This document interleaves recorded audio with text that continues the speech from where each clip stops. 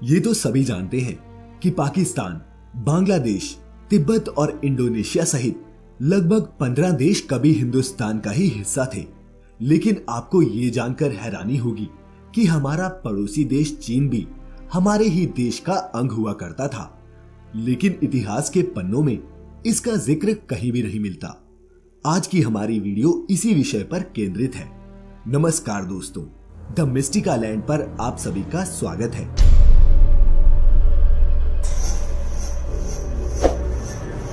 चीन और भारत की सभ्यता के परस्पर संबंध का एक लंबा इतिहास है। इन दो प्राचीन सभ्यताओं के बीच के संबंध सैकड़ों सालों के लिए निरंतर बने रहे। कर्नल टॉड की पुस्तक राजस्थान का इतिहास और पंडित रघुनंदन शर्मा की पुस्तक वैदिक संपत्ति में भी चीन के एक हिंदू राष्ट्र होने की पुष्टि मिलती है।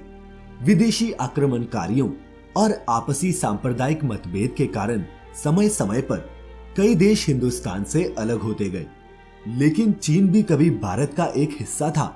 ये बात सभी का हजम कर पाना जरा मुश्किल है, पर इस बात का उल्लेख हमारे पौराणिक इतिहास में मिलता है।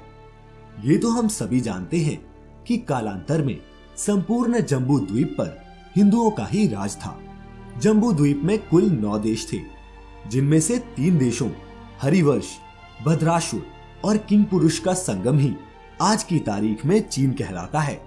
हालांकि इसके कुछ हिस्से नेपाल और तिब्बत में स्थित हैं, लेकिन ये माना जाता है कि चीन प्राचीन काल में एक हिंदू राष्ट्र हुआ करता था। वैदिक काल से चली आ रही भारतीय परंपराएं जैसे योग और ध्यान चीन में लोकप्रिय हैं।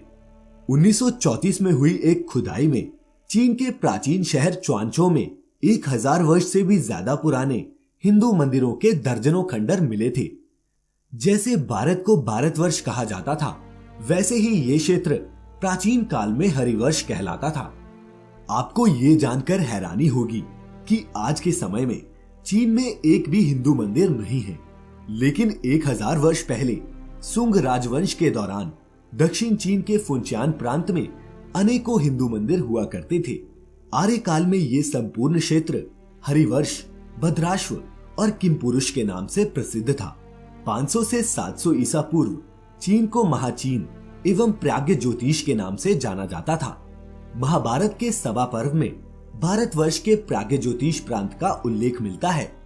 इन प्रांतों के क्षेत्र में आज के चीन का बहुत बड़ा हिस्सा शामिल था। इससे स्पष्ट होता है कि रामायण काल से महाभारत काल तक चीन भारत का ही अंग था। रामायण बालकांड में प्राग्ञ ज्योतिष की स्थापना का उल्लेख मिलता है। चीनी यात्री हुएनसांग और अलबरूनी के समय चीन को महाचीन कहा जाता था। अर्थशास्त्र के रचयिता कौटिल्य ने भी चीन शब्द का प्रयोग किया है।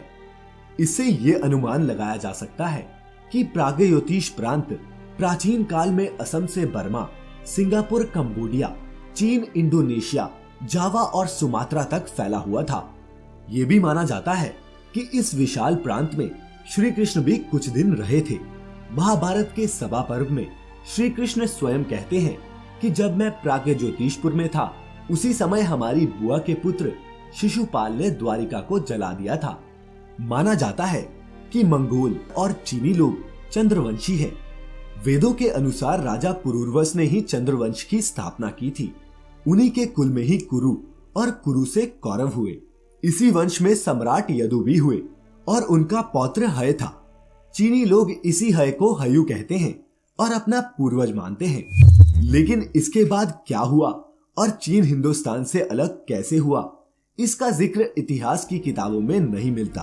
अंग्रेज इतिहासकारों ने कभी भी इस क्षेत्र के 25,000 वर्षीय इतिहास का उल्लेख नहीं किया। अंग्रेजी के इतिहासकारों के द्वारा आर्य धर्म या हिंदुत्व की समृद्धि का व्याख्यान दुर्लभ ही देखने को मिलता है। प्रतीत होता है कि विदेशियों ने हमारे देश पर राज करने के लिए हमारे पौराणिक अस्तित्व को ही समाप्त कर डाला। उम्मीद है हमारी ये प्रस्तुति आपको पसंद आई होगी।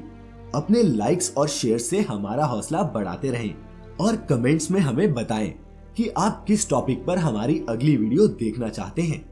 ऐसी सभी अपडेट्स के लिए सब्सक्राइब करना बिल्कुल ना भूलें the Mystica land YouTube channel को। अब हमें इजाजत दीजिए। आपका बहुत बहुत शुक्रिया।